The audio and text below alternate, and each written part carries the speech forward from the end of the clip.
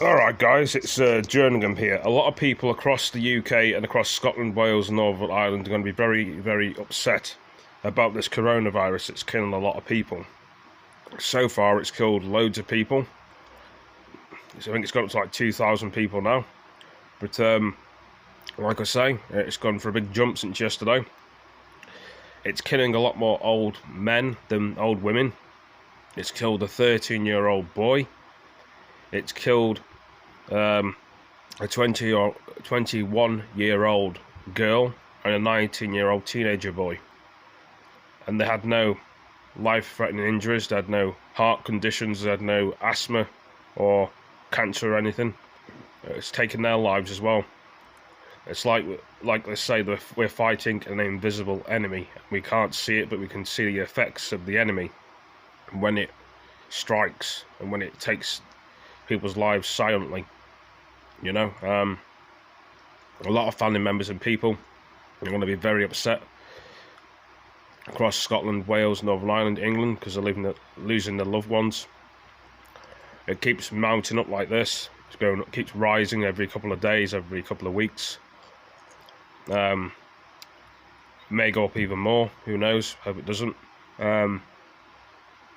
Like I say, there's loads of people that are very upset and sad that are losing their family members, because, you know, there's nothing more than worse than losing your loved one over this crisis what we're in.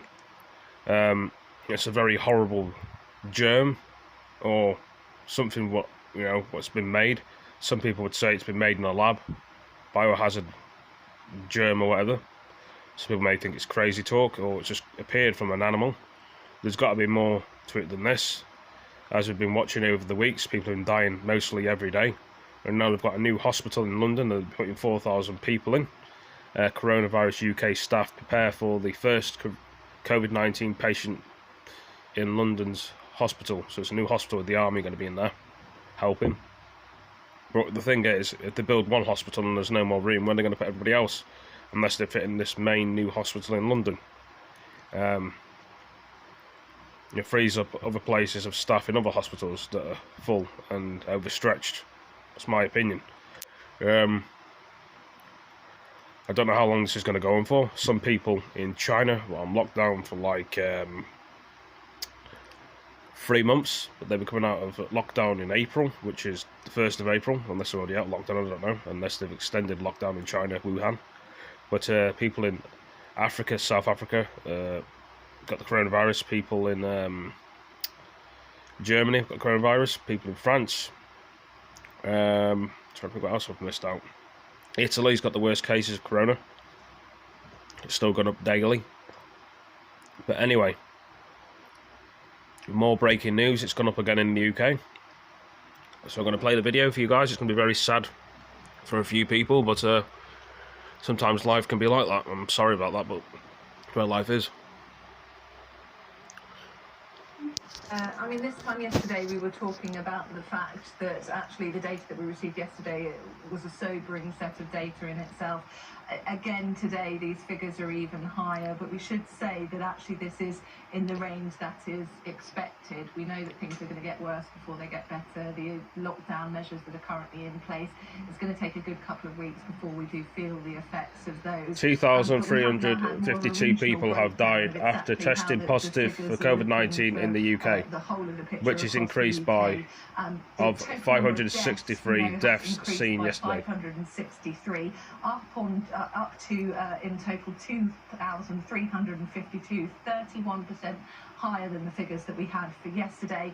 When we're talking about confirmed positive cases of COVID-19 as well, that now has increased to 29,474 cases in the UK, up by more than 4,000. To put that in perspective for you, yesterday we were talking about how it was significant that it was up by 3,000. This latest set of data, it now has increased by more than 4,000.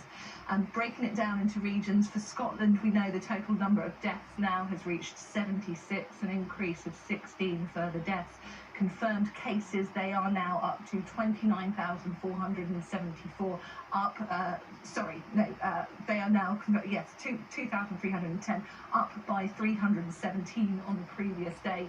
And if we look in more depth at Wales as well, the total number of deaths for Wales is now 98, an increase of 29. And if you compare that actually to the set of data that we had this time yesterday, the death rate had increased by, there have been a further 7 deaths, and now we know that there have been an increase of 29 deaths, so a significant rise.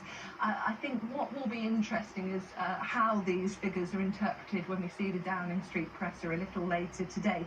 We know, of course, at that presser yesterday, they were talking about seeing this slight plateau in the infection rates, and whether or not that could be interpreted really as green shoots, that actually we were seeing the infection rates slowing slightly.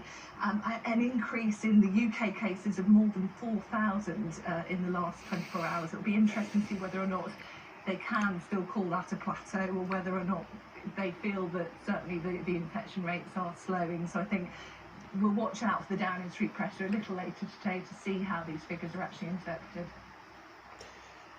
Well, guys, I just wanted to say, out them people that lost all their lives for no reason at all of their own, I wanted them to rest in peace. And you know, it's very sad they've been lost, and unfortunately it's going to go up even more.